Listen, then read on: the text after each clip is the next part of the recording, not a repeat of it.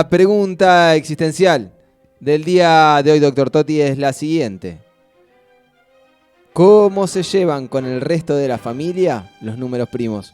Oh, qué buena pregunta. Usted sabe que yo hace más de 10 años que estaba esperando esta pregunta y nadie no ha podido, no ha querido, no ha sabido preguntar esto que usted acaba de decir. ¿Qué sería? ¿Cómo se llevan los números primos con el resto de la familia?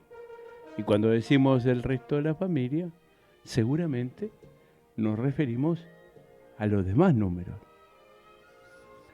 Y usted empieza a analizar, y usted empieza a pensar. Científicos de la Universidad de Bolonia, mientras estaban comiendo en el restaurante Le Petit Cabron, mire usted, Le Petit Cabron en Bolonia.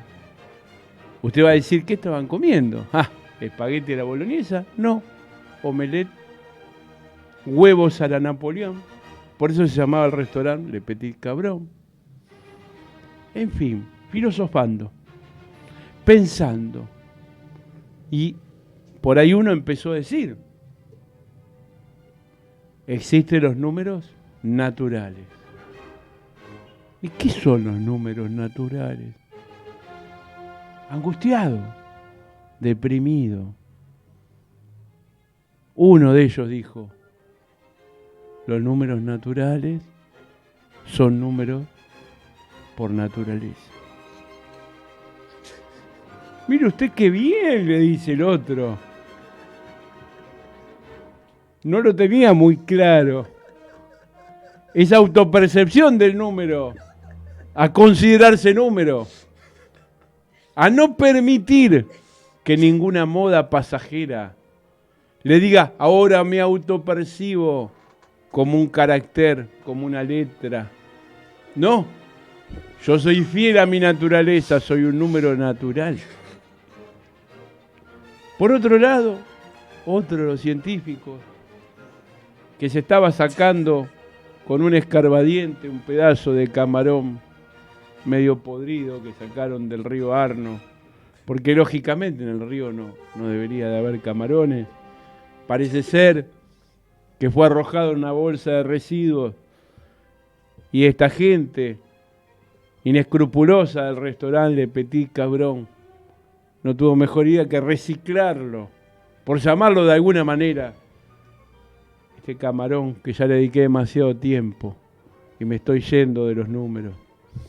En definitiva, mientras se sacaba, se mondaba los dientes, dice, también existen los números decimales. ¿Y qué son los números decimales? Los números decimales, dice el otro científico de la Universidad de Bolonia, son números de décima categoría. No son de segunda, ni de tercera, ni de cuarta. Son números de décima. Allá lejos. Había una canción que había hecho uno que hacía reggaetón allá por el siglo, fines del siglo XIX, que decía, allí vienen los decimales, allí vienen los decimales. Allá a lo lejos vienen los decimales. Todavía no llegaron, vienen hace 300 años que vienen porque son de décima. Eso es lo que decía este otro científico. Y por ahí saltó un tercero y dijo, también existen, a no olvidar, a no dudar, los números enteros. ¿Y qué son los números enteros? Son números que se autoperciben completos. Son números que no están fraccionados. O sea, es un número entero. Es un número completo, íntegro, honesto. Si se quiere, honesto. Con mucha ética y moral. Porque es entero, tiene entereza. Usted sabe que la leche, cuando usted la vende en el supermercado, es entera. Porque adentro, sin que usted lo sepa, del lado negro del sachet, vio que adentro del sachet viene todo pintado de negro, donde usted no lo ve porque le tendría que pasar luminol y con una luz ultravioleta, ahí hay un número entero. Ahora bien, hablamos de distintas clases de números y nos queda lo principal de la pregunta, los números primos. Bueno, resulta ser que las genealogías tienen sus problemas, ¿no? La genealogía de los dioses, la genealogía de los hombres, existe la genealogía de los números. Y hay algunos números que tienen entre sí un parentesco. No son hermanos, no son tíos, no son abuelos, no son padres. No les quedó otra que ser primos. Eso decía el cuarto científico de la Universidad de Bolonia, que era chino.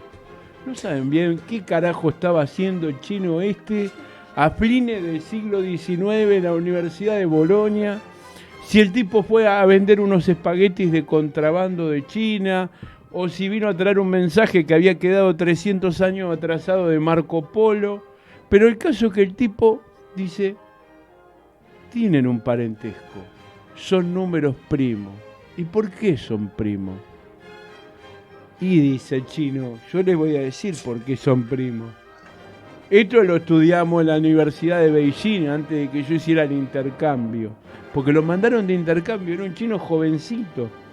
Era un chino, alto, rubio y puto. ¿Qué carajo hacía en Bolonia? No lo sabe nadie. Pero el caso es que venía de intercambio y parece ser que fue a parar a la casa de un obispo, que era bastante bufarrón, y al chino cada tanto era como, había una serie vieja de unos cowboys que se llamaba Bonanza. 4 hombres vivían juntos, el padre y los 3 hijos, ni una mina. Y tenían un cocinero chino. Para mí al chino se lo manducaban porque, o sea, 4 tipos en un rancho en el medio del oeste norteamericano, no había ninguna mina. Era las ovejas o el chino. Bueno, el caso es que el chino de la Universidad de Bolonia dice, yo les voy a explicar por qué son primos. ¿Y por qué son primos? Le dicen. Y es muy fácil, dice. Es muy fácil. ¿Por qué son primos? Y porque son hijos de distintos hermanos. Y dice, son primos en primer grado. No, pero boludo, le dice, ¿cómo en primer grado? ¿Qué hicieron la primaria? No, ya pasaron a quinto, pero no importa. Estos son primos en primer grado, no importa, después pueden seguir siendo primos. O sea, no se suspende la condición de primo del número. Bueno, entonces acá viene el gran dilema. Dice, ¿cómo se llevan los números primos con el resto de los demás números? Y uno pensaría que los números, un buen día, ¿no? Cumpleaños el abuelo de los números, ¿sí? Y le festejan, se juntan un par de decimales, ¿tá? Hacen una vaquita y alguno aporta una fracción de alguna comida, una fracción equivalente, porque no es cuestión de que pague uno solo o que uno traiga los pollos y el otro traiga las vacas. Entonces tiene que tratar de buscar hacer fracciones equivalentes y así juntarse todos los números y festejar el cumpleaños del abuelo, del tío o eventualmente del primo.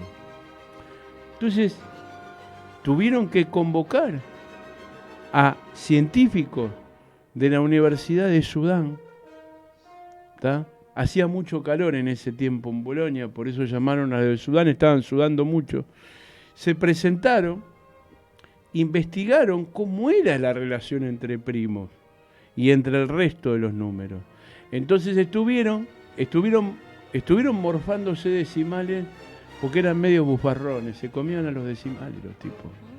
Sí, era más bravo que cajero de banco, se comía los decimales, te redondeaba, siempre te cagaba.